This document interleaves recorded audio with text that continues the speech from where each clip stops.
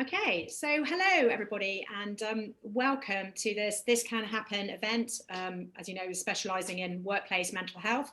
My name is Susie, and I'm just facilitating this webinar today. I won't take up much of your time. Yes, I'm facilitating this webinar for the Mental Health UK, who is our mental health partner, which is great. So I'm sure you've all been on lots of Zoom webinars recently. So just to let you know, this session is being recorded, so you should be able to access it again if you miss anything today. I'm shortly going to hand over to Brian, who's going to, facilitate and run the session. But just to say, you can ask a question at any time, which we really do encourage you to do so. You should see the Q&A box on your screen. You can choose to send them anonymously or not anonymously, and we can answer as we go through or save to the end. Okay, so without further ado, it gives me great pleasure to hand over to Brian Dow, who's going to host today's conversation. Thank you, Susie, and a really warm welcome to everyone on what's a pretty muggy, unpleasant day, certainly in London. I think there's a number of people right around England and the UK who are joining us today. So wherever you are, very welcome to what I hope will be a very useful and stimulating hour, really around the kind of question of how do we collaborate on mental health in the workplace in a year which has been like no other in any of our lives. And I guess the purpose of today is that we really think about how we can share ideas, how we learn from some of the best practice that's out there. And again, as Susie said, if you've got any questions that you want to put to our two guests, who I'll introduce in a second, then please do that, because it helps the conversation. We're all on a journey of learning in this unprecedented year.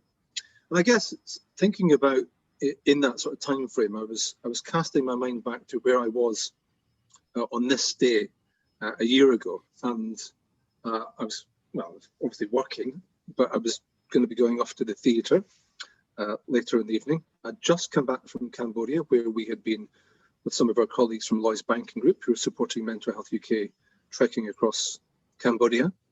And then, a couple of weeks later, of course, going along to the This Can Happen conference. None of those things are possible. And, like many people, I've had to adjust to what it means, not just to have a very different kind of professional life, but also how you juggle that with your personal life. And it's a huge challenge. The pandemic, of course, I suppose has really changed the way that we think about mental health, not just in the workplace, but in our lives. I suppose there's never been an event, possibly since the Second World War, which has bound the country together in a common experience. And a common experience, of course, which has been, in a large part, incredibly difficult for many people, as they've struggled with the effects of potentially developing the virus or losing a loved one to somebody to the virus, as I did, in fact, quite early in the pandemic. How do you deal with that grief when you're not able to grieve in a conventional manner? Worries about your job, about your finances, and about what that might mean for your home, and that sense of becoming disconnected from your community, your personal community, your family, your workplace. So it's a challenge that I think everybody's grappling with, and in that sense that we've all, I suppose, got to that realization that everyone possesses mental health in the same way that we all possess physical health. What is the role of the employer in this unprecedented period where we have to work in ways that we never expected to work as organizations? Where does the responsibility of the employer start? And where is their role in influencing the way that their employees behave if they're working from home? Bearing in mind, of course, that some people are reasonably well set up at home or have quite comfortable working conditions. And other people are, as somebody I came across, balancing their laptop on their ironing board and have been doing that for 4 or 5 months. So it's a different set of challenges depending on who you are, where you are, and the way that your organization is dealing with that. And to that end, I'm really delighted to be joined by two fantastic speakers whose organizations have really led the way, I think, in thinking about how we deal with this pandemic and how we relate that to our mental health. So first of all, we've got Daryoush Moezzi, who's a Senior Manager of Business Development from Salesforce. And also we have Richard Hubbard, who's the Chief Marketing Officer at ISG. Really delighted to have you both here with us today. Daryoush, can I start with you? I mean, just give us a picture of where Salesforce was at. I mean, what was it doing in terms of mental health, and how was it sort of managing its employees' mental health before the pandemic came along? Yeah, absolutely. And thank you so much, Brian, for having me and a great introduction. Salesforce has always prioritized employee well-being and rolled out various programs and benefits to ensure that employees are prioritizing their mental health, their well-being overall. So we've had things such as reimbursement programs that allows every single employee $100, 100 euros, 100 pounds a month to take part in a variety of wellness programs or fitness classes or mental health classes, whatever it is that they want to take. In addition to that, we've had volunteer time for every single one of our employees, 56 hours a year. And we've had a big emphasis on mindfulness. So majority of our offices, every floor does have a meditation room. But obviously that was all pre-COVID, and regardless of how prepared we thought we were never really prepared for the pandemic that hit us. So we did roll out additional programs, which I'd be happy to talk about throughout this discussion. Yeah, well, let's talk to that, because it's interesting you talk about not being prepared. It sort of reminds me a bit of parenthood. I'm sure there's people who can relate to this. You do all that stuff to get the bedroom ready, and you buy all the things, and you think you're prepared, and then baby comes along and you realize you're just not prepared at all. So in that sort of maelstrom of activity when the pandemic struck, what did you prioritize? What were the most important things for you as a business? Yeah, absolutely. So for me as an individual, manager managing a team of about 15 reps, for me, first and foremost, it was my people, our employees. And it's great to work for a company that also thinks that way on a larger scale, that they also prioritize the employees and allow us the space and the flexibility that we need to adjust and accommodate.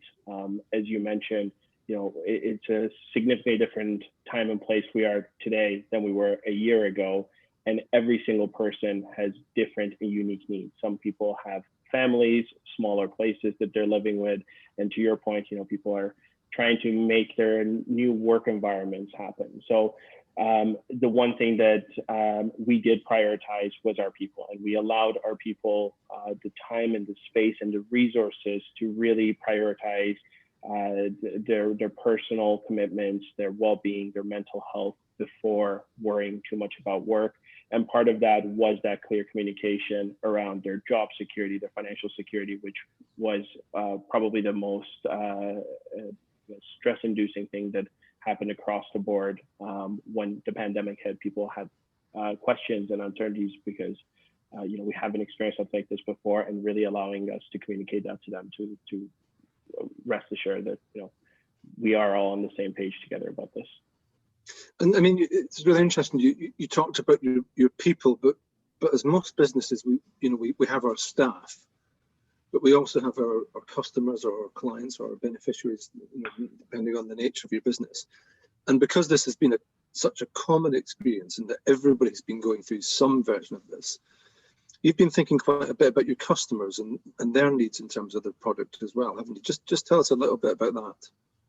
Absolutely. So as part of the resources we did roll out, we decided that, we do have a staff of or employee of 54,000 strong, but why stop there? Why not expand these amazing programs to our customers, our partners, even our prospects, people who are not doing business with us today?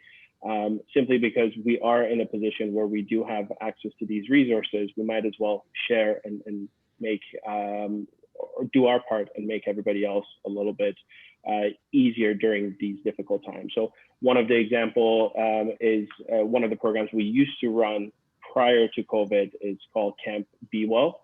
And Camp Be Well is pretty much a webinar series designed around best practices and thoughts and tips around just well-being, whether it's eating well, sleeping well, mindfulness, taking care of your physical well-being.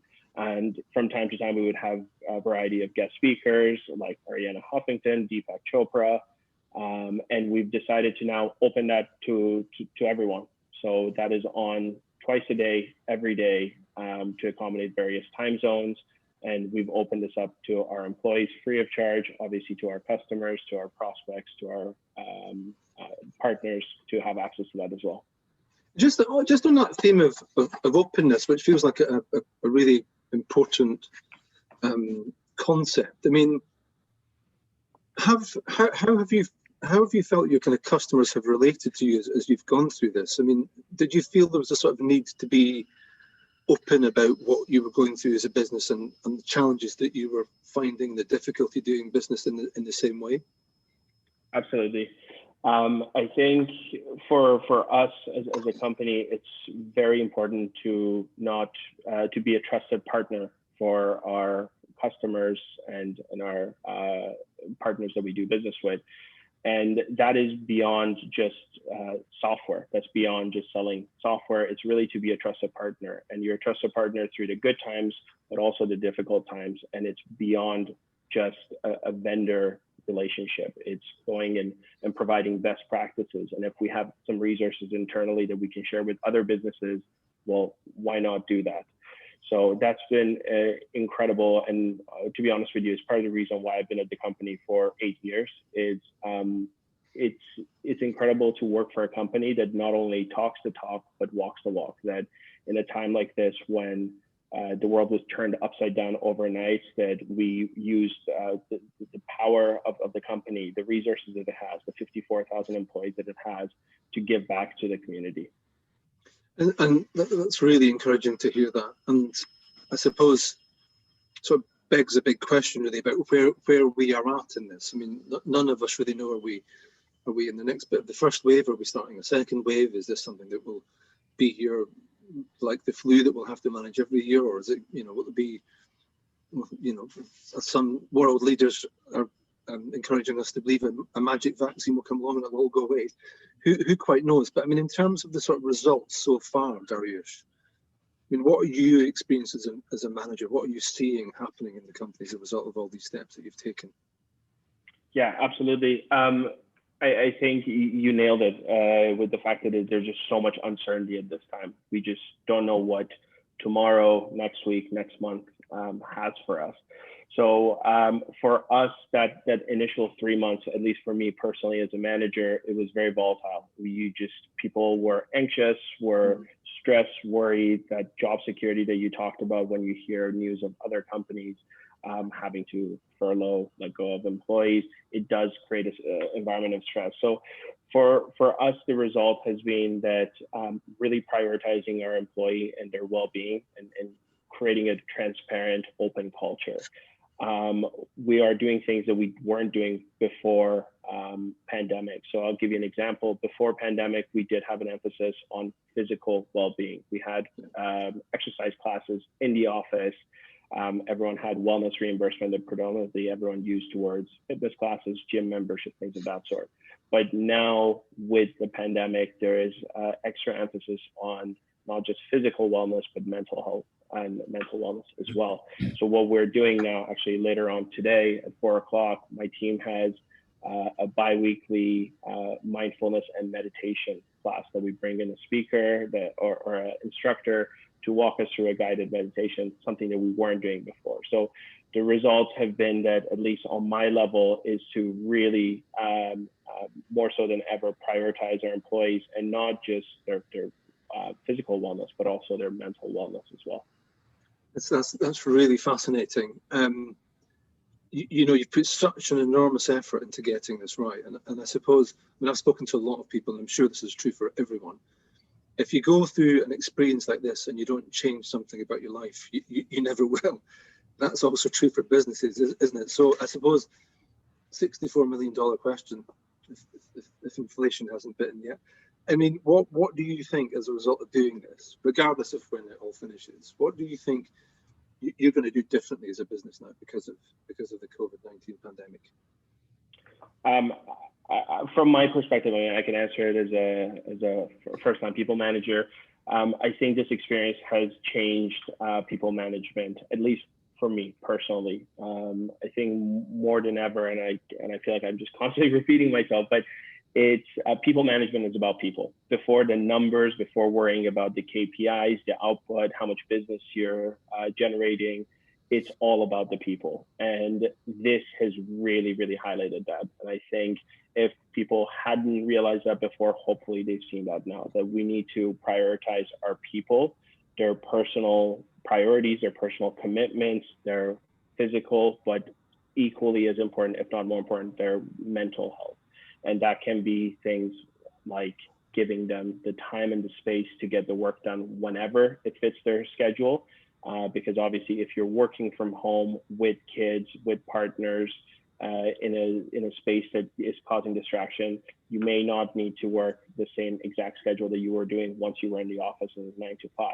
Or it might be giving people just additional time off, giving them the space to take time for exercise classes in the middle of the day, and really, again, putting people before anything else, taking care of the people, making sure they're healthy, happy, and are not prioritizing the wrong things, and really focusing on their wellness and their families.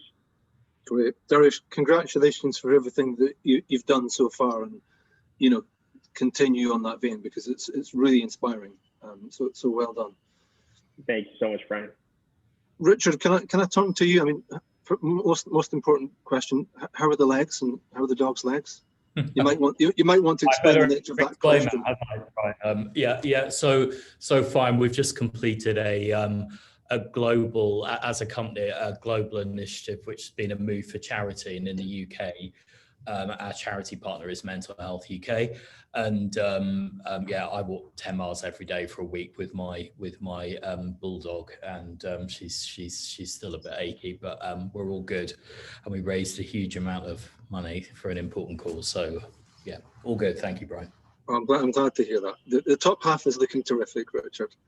Whatever's happening in the bottom half.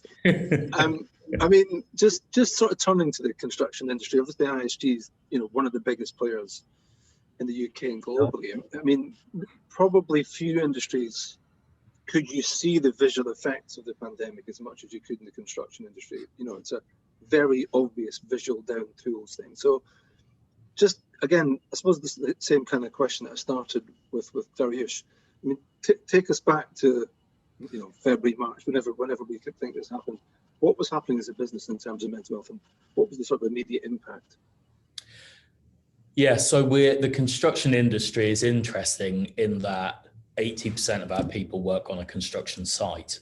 So staying at home is not necessarily an option. So we have a different set of considerations to those organizations who have people in offices and they say, go work from home. Okay, some of our people can do that, but not the majority. So, I mean, for us, the priority was to make sure our people were safe.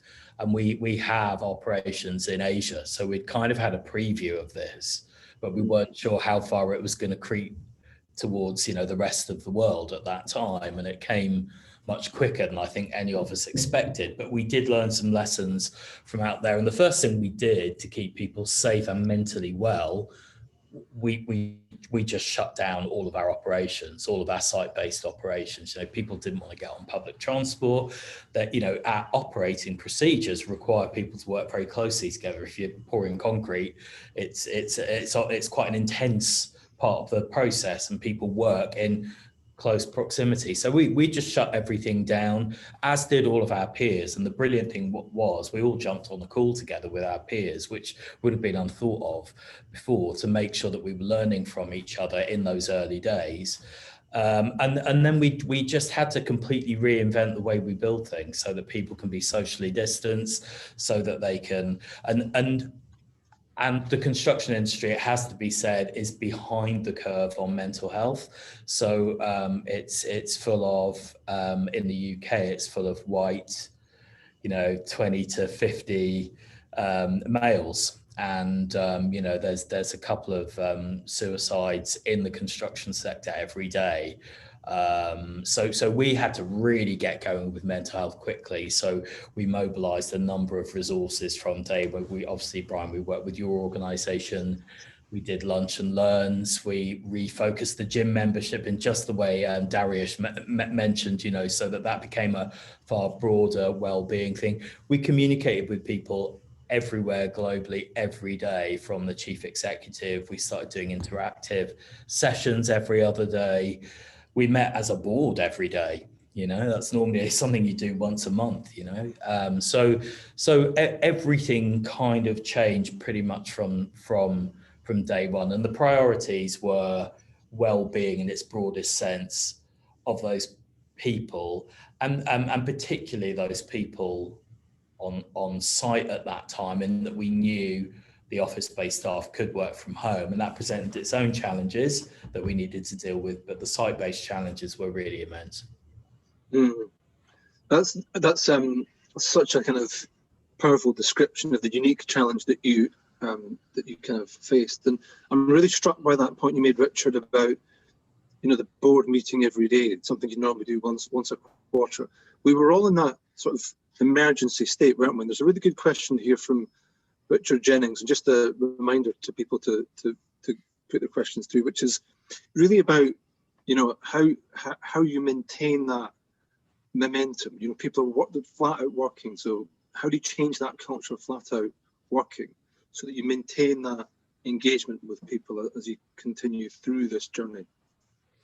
Yeah, so that is a really good question, and I guess we've done a halfway house, because we don't want our people to feel that we are in a state of emergency.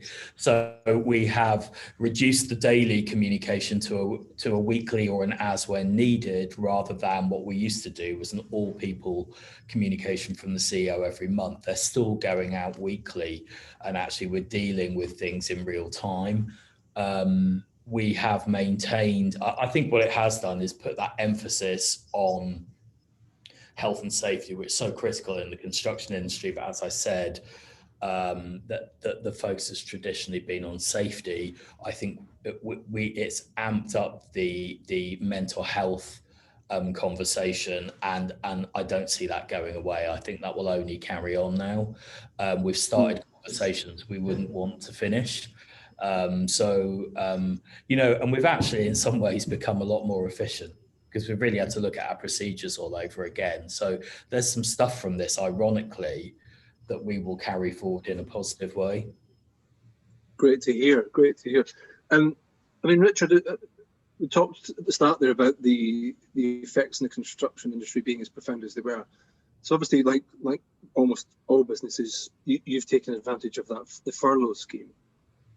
I mean, how did you, and I think this is a big worry of a lot of, you know, from a lot of organizations, a lot of managers, regardless of the industry that you happen to be in. Just talk us through a little bit about how you managed to maintain that sense of engagement and also the morale, I suppose, of those staff who were on furlough, who might have been feeling a bit disconnected, a bit separate, and worried in a different way from those staff who were, you know, kind of desperately trying to keep the organization going. Yeah, that was a challenge, and I think it's something that we are still learning lessons from now that everybody is back to work. We furloughed around 10% of our people, but that was still a fairly significant number when you look across the piece.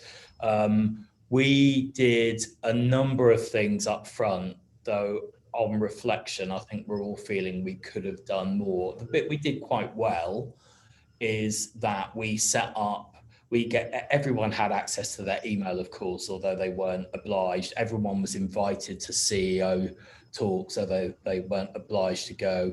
We amped up training allowances so that people that were on furlough could actually learn new skills, and we did some of that stuff. And then we also did a separate communication, regular communication to people that were on furlough, which dealt with their own kind of questions that they'd sent in about, you know, that feeling of am I wanted, am I needed, you know, that you can understand someone might have.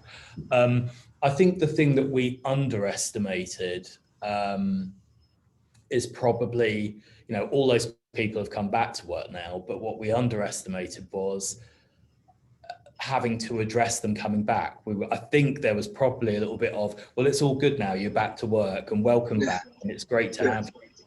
And I think the learning from that is actually we probably need to do a lot more with that kind of bringing people back in and just smoothing that journey for them and that welcome and checking in. And we have now started to do that. The other thing that I missed that we did was that we got all of the managers, we cascaded to make sure that there were weekly Zoom calls or team calls or Teams calls or whatever they might be, and that all the furlough people were invited to come on that. And we did a lot of social stuff around quizzing and competitions and just keep people in the fun side, the social side of work, whether they were furloughed or not. So I think we did okay. I think we've got some lessons to learn. How did, I mean, it was a different experience for people being furloughed, and it's kind of typically honest and open of you to acknowledge that challenge. But you also work in a really complex supply chain, don't you? And you know, you'll no doubt work with small businesses and huge businesses. I mean, how did you need to have a common approach on this, or was that something you just, you know, you let 1,000 flowers bloom, or whether depending on how people are handling it? Well, we have. So for people that don't understand how major contractors work, basically the subcontractors are the majority of the people on site, and we will manage the site and the risk as a major contractor. So the vast majority of the workforce will be those subcontractors. We as a main contractor had access to privileged information from trade bodies like Build UK. So what we did is we almost treated the subcontractors like employees, and we set up a series of webinars and Zoom calls so that they could come in. We could give them the latest advice on safe operating procedures, how we were changing our operating procedures, what they could do to keep their people safe, and then also a lot of reassurance around the fact that we were going to pay them on time, and you know, and those basics were still going to be covered, because that's the long-term viability, sustainability of their business. So we, again, and I actually think we did this particularly well, we amped up our communication tremendously with those organizations. And again, it's something we want to carry forward now as things return to whatever normal is going to look like, as you pointed out in your intro. Yeah. And who knows when that is, or if that is ever anything. Yeah. Although I'm desperate to avoid the phrase "new normal," because I really literally don't know what that means. But speaking of new things, I mean, you've talked a lot in your answers to these questions about, you know, what you've learned and where you've had to adapt. If there were a sort of single one or two things that you've learned from this experience that you would kind of share, what would those be? I think agility in a business is everything. I really fear for businesses who can't move quickly in these circumstances, and in any sector there will be more traditional, larger organizations, and then there will be, you know, we're nothing like Daryoush's Salesforce. We're only 3,000 people around the world. And we moved really quickly, and I think we hadn't valued that agility, and particularly agility as a board, in the way we should have done. So we learned an awful lot of good stuff about what we were capable of doing as a leadership team.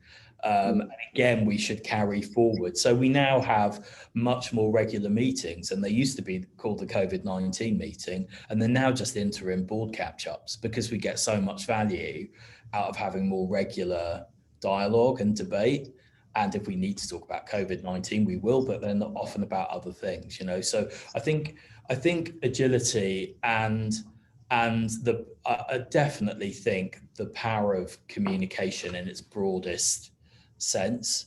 You know, if you leave a void for people, they'll fill it with their own version of the truth, you know, and that can be quite worrying. So we did everything every which way, you know, where we could hold face-to-face on site. We did team calls, we did emails, we had an intranet, we were doing push notifications on these things, you know, on where you absolutely need to know something, and it you know, so I think there's a lot of learning, and I think on on a personal level, it was good.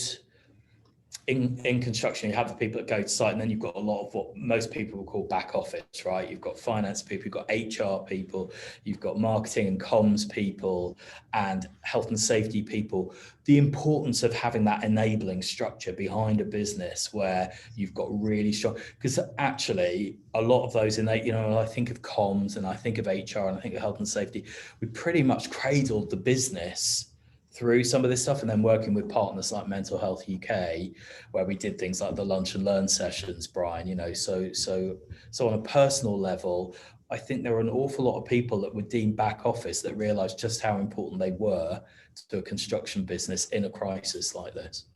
Fantastic, Richard. Thanks so much, and not just for what you've done, but the spirit in which you talk about. And it would be remiss of me not to do a comment from the advertiser here and just say that on those lunch and learns, as well as all the other kind of training and support that we do for organisations, anybody who's on the webinar now, do please get in contact if there's more that you'd like to learn about how you can support colleagues. And actually, that brings me to a good question, actually, which it's a difficult question, so I'll flag that before I answer, because I think it touches on that question of where the responsibility of an employer begins and ends. A question that I think is even more challenging in an environment where we've got people working from home. So the question is, how did your organisation become alerted to the symptoms of an employee that may be suffering from mental health problems, and what steps did you take when this happened? And I think it'd be, if you have an example, just to give you a bit of time, if you have an example, anonymously obviously, that was happening during the pandemic, just to maybe illustrate how challenging that is in this environment, it would be great to hear it. Daryoush, can I turn to you if you have an example like that? Absolutely, I think that's a fantastic question. So for me, and again, I can speak to my own experience as a people manager. I think it's having those daily check-ins and communication with the team, and really being mindful that this is not business as usual. People's lives have flipped, and they're now balancing everything in this new normal.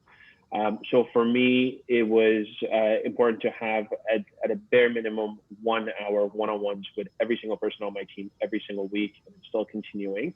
And through that, it's not, again, business as usual. We're not going to dive into the numbers, but really talking about how they're doing, how they're managing everything at home, how are they doing in their personal life. In a couple of cases, I did notice that someone is potentially just struggling balancing everything. And obviously every case is different, but it could be that I will kind of push them to take some time off. I will say, okay, why don't you take the rest of the week off? Don't worry about work. Whatever you have to do, I can take it on, or somebody else on the team can take. But sometimes it might be a little bit beyond that and may need additional help. And one thing that Salesforce did roll out is our employee assistance program, which offers free consulting services for anything from workplace stress, family problem, emotional well-being, anxiety, depression. And it's either face-to-face consultation or in person if required. So there's no kind of one size fits all. It's really case by case, but the most important thing is just having that direct communication and having a pulse on the team to making sure people are in fact okay. Because when you ask someone how they're doing, they'll probably say, oh, I'm doing well, but it's going a level deeper, asking a question that, how's everything at home? How are you doing outside of work? And really trying to get to the bottom of that.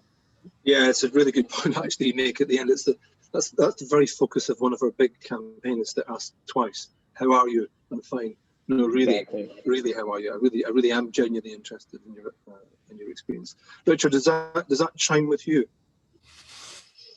Yeah, I think it does. And I think I said at the outset, before all of this kicked off, construction, like the armed forces, has real issues with mental health. And so we've done things like put mental health first aiders in place. But I think that the lesson and trying to sort of draw on instances, it's going on a mental health first aider course, a bit like going on a software course. If you don't use it, you forget, you forget. And, often people go on the courses, they go back to work, they're the designated person, but no one comes to them. And I think it is, and we have had instances on site where we've had to talk people back down from quite precarious situations. And I think just training a mental health first aider and then saying, okay, that's your part of your role on site now, is never going to be enough. And it's recognizing the signs that when someone says, I'm fine, that might actually be, I'm telling you I'm fine because I'm going to deal with this in my own way. And that might be a great outcome. So we now need to redouble, and we're doing this at the moment, redouble on all of that stuff to make sure that it's the nuance of the answer now, and the asking twice, as you said, Brian.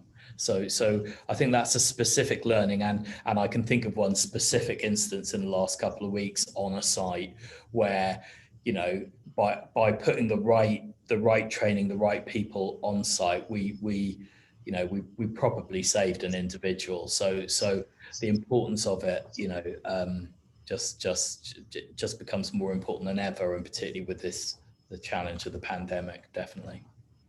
It's a great example, and actually it's kind of segues into a good question from Barry Fitzpatrick, which I think is around what you're saying there, Richard, that this is both a push and a pull. There's a responsibility on both sides.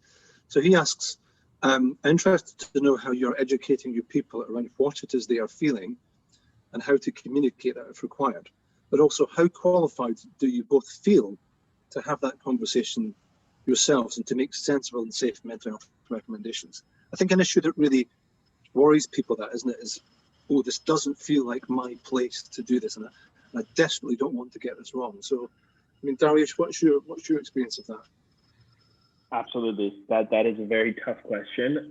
It's very much what you said, Brian. Oftentimes, if it's a discussion that I don't feel qualified to having, I will find another resource. But at this point, I do not look at myself as a mental health expert or someone really in a position to give any advice or consultation.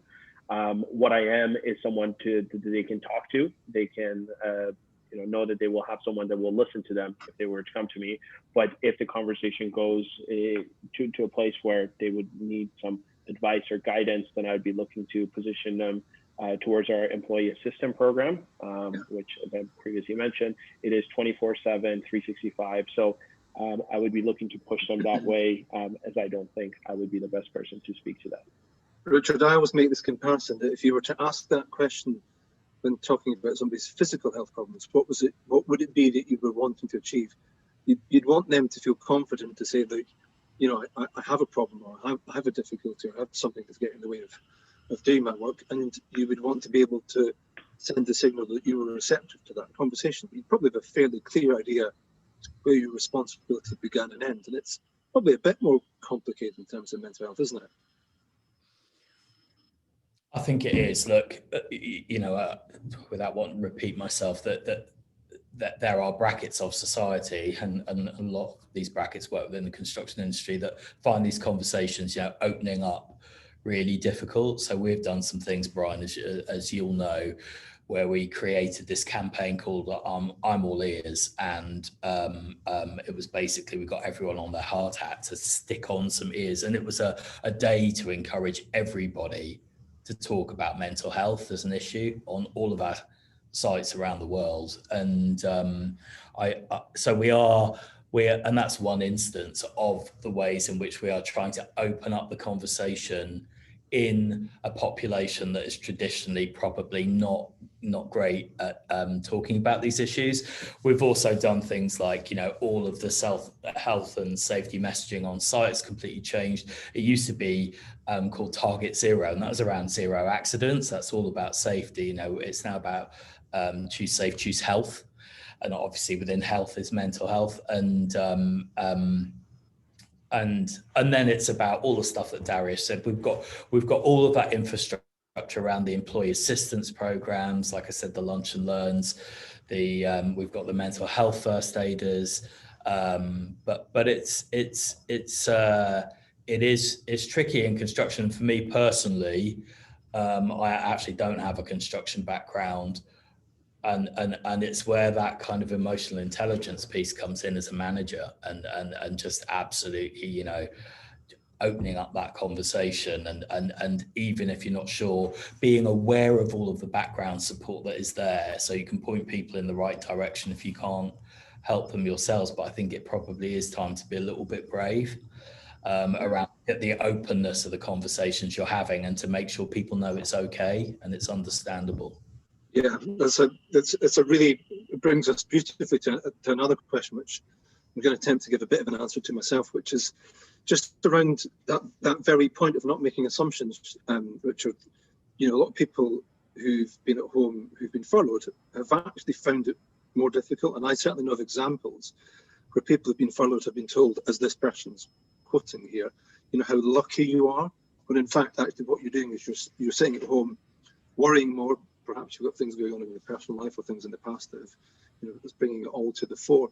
And that kind of emotional intelligence in what's a really complicated scenario, isn't it? Because in a sense, you're having to dig in to find out a bit more than you might not have done. And I'm kind of conscious that as we sit in meetings like this, and we find out a little bit more about each other, simply from what's in the background. And we're not learning a great deal about you, Richard, I have to say there, but nor indeed me.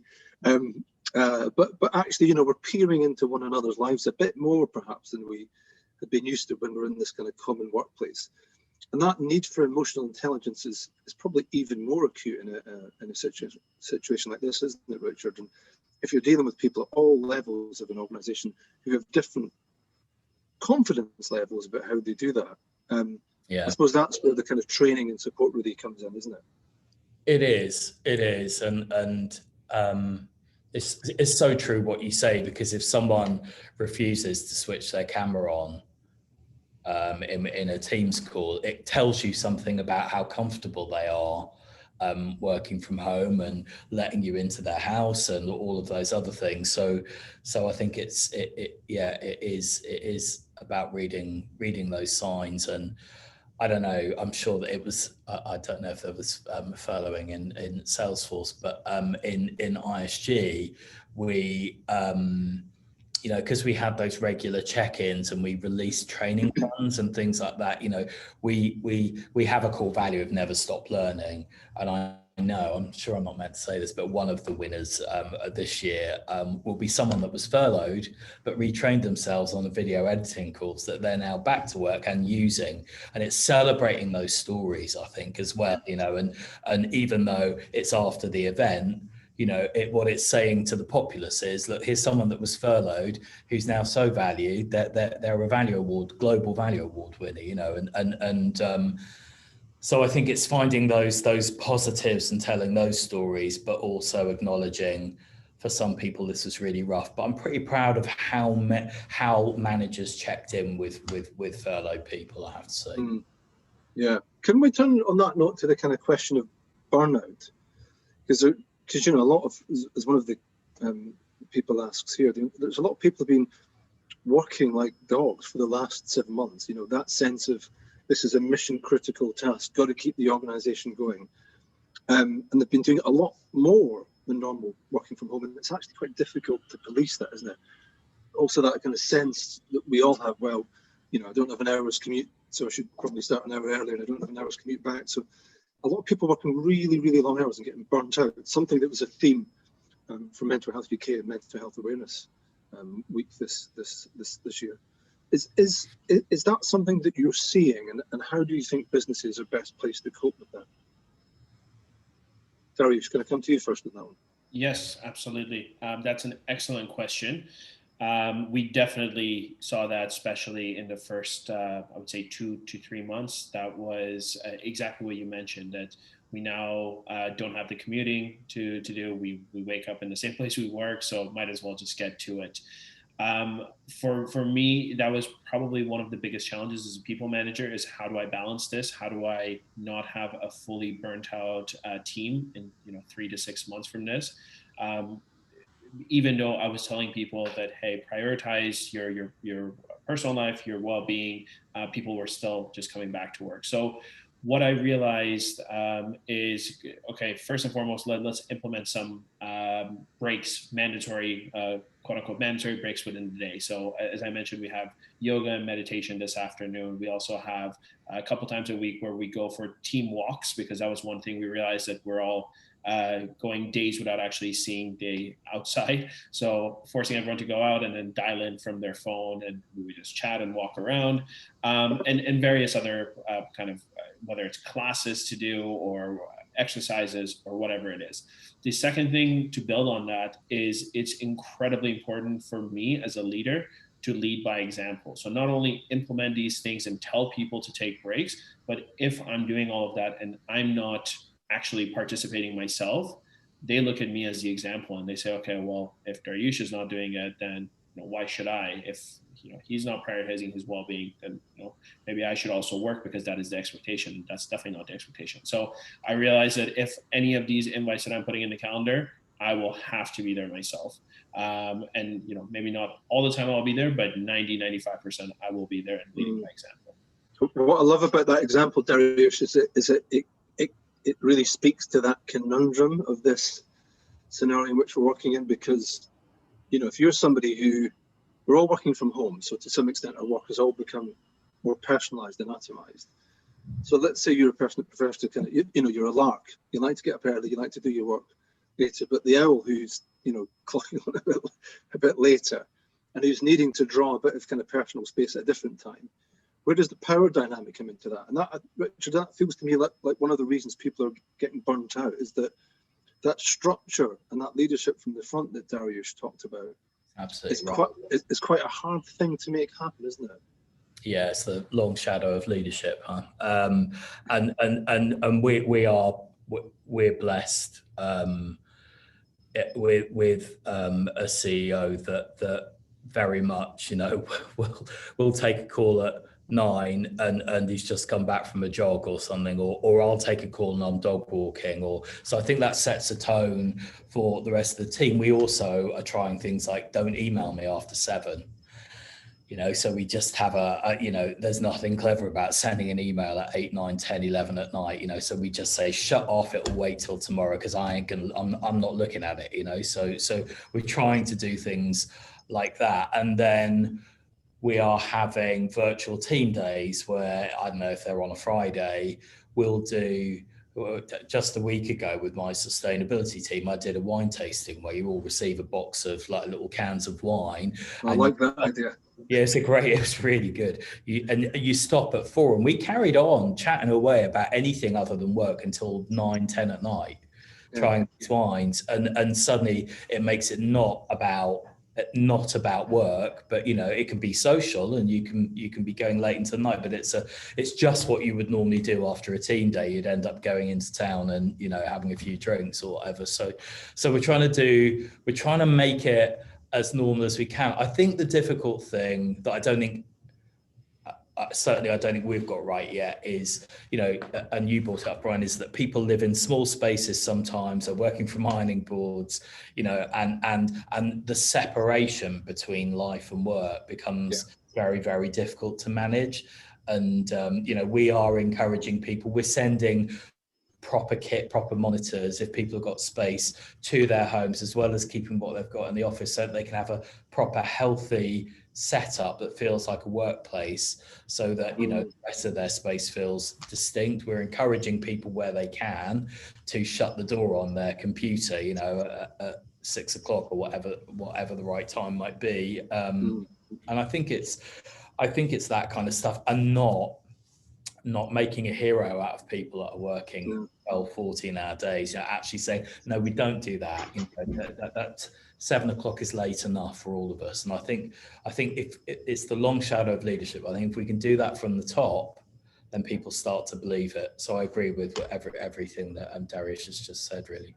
Somebody told me a really interesting story a year ago about the culture in Denmark, one of the happiest countries in the world, where if you're still at your desk at 7 or 8 in the evening, people think there's a problem. It's not regarded as a positive thing.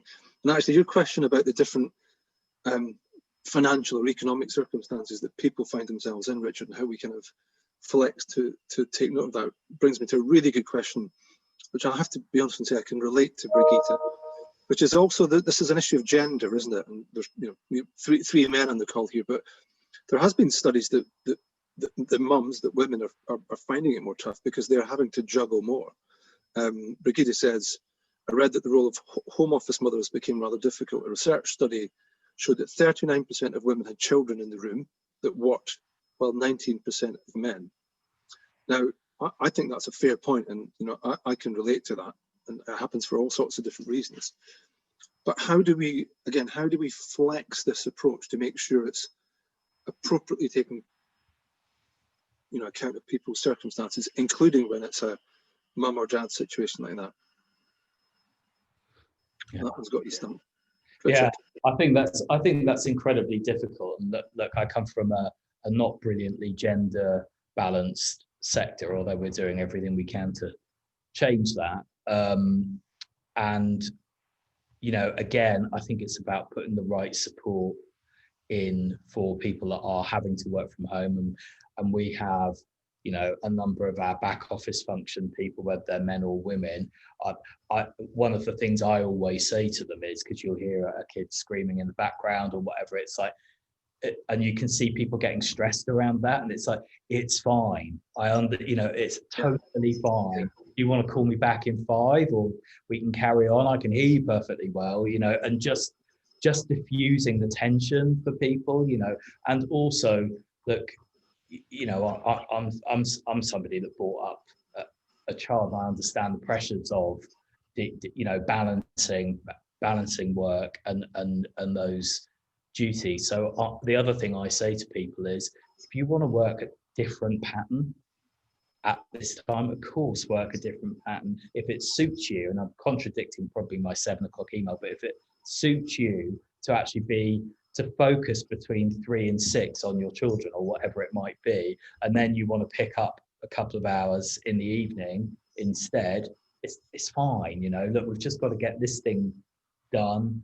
How we do it, we can talk about it, and I think it is normalizing it, making people realize that this is a situation that's been imposed on them. It's not their fault, and I know it's difficult.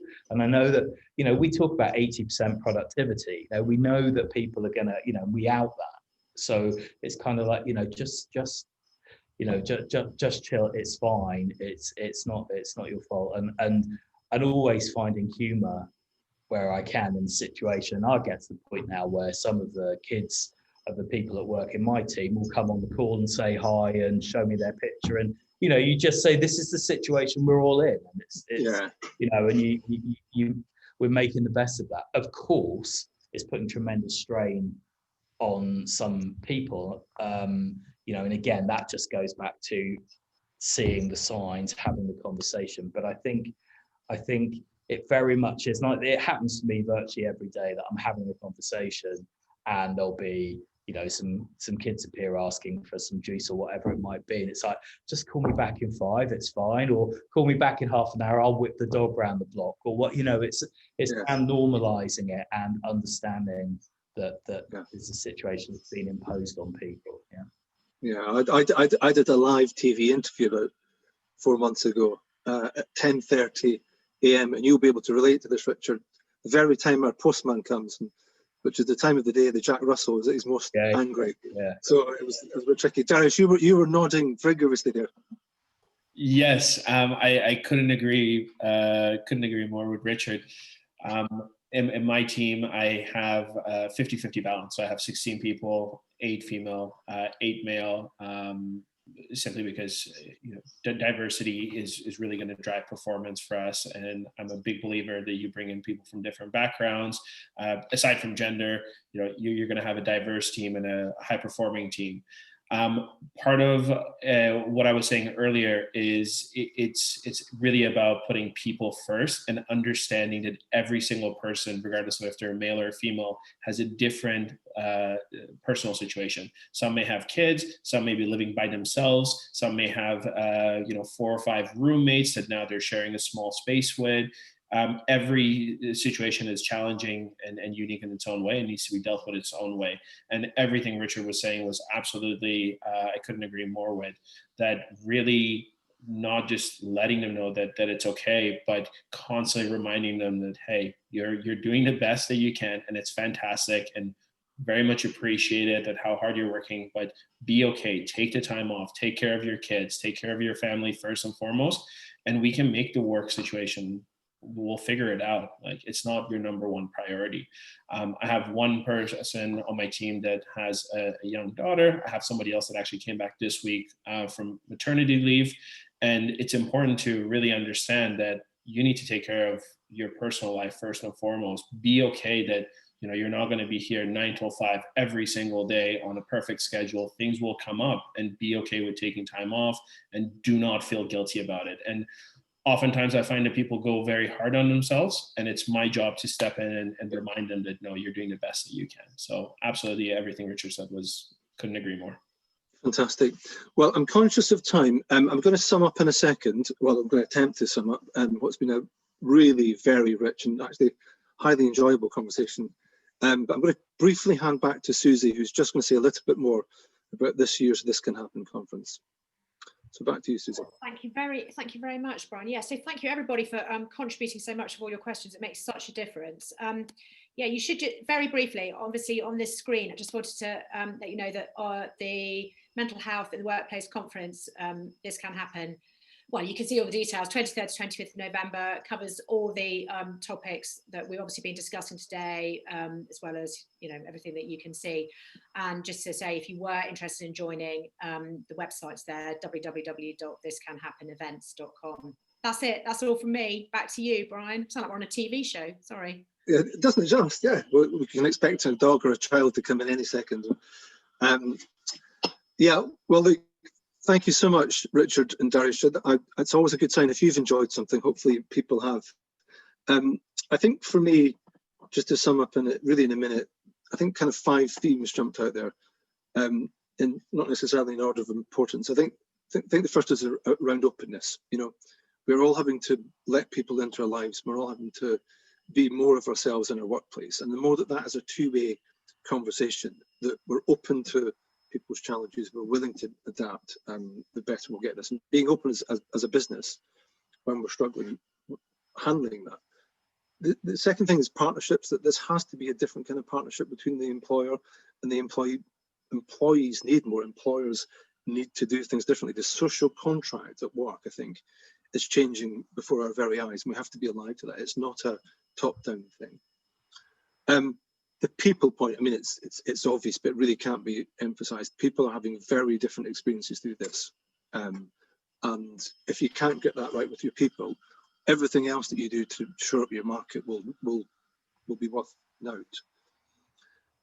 I love that point that I think both Daryoush and Richard made about the challenges are very different, and challenges are very different both in terms of the industry that you're in, but an individual level and a team level, and taking account of that is difficult. But that is probably the litmus test for success through this, is that you understand that this is very different experience depending on where you are and who you are.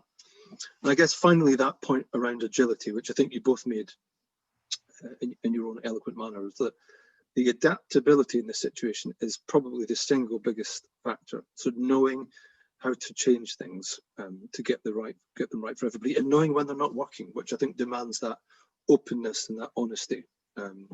Is the cornerstone of surviving what's been a huge challenge, but also been something that, as you've both said, that we've learned to innovate. So thank you both to all of you who've joined. A reminder that Mental Health UK is here, so if you need support in terms of training for your managers, for your organisations, we do that in lots of different forms, and we'd love to continue to do that, because we'd like to play our part in making sure that we make a success of this, and that the fact that people are thinking about their mental health now in ways that they possibly weren't is something that we make a success of.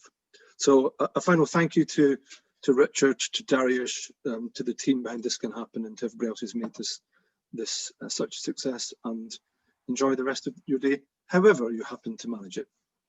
Thank you. Thank you, Brian. Thanks, Brian. Right, I'll now end the webinar for everyone. Thank you.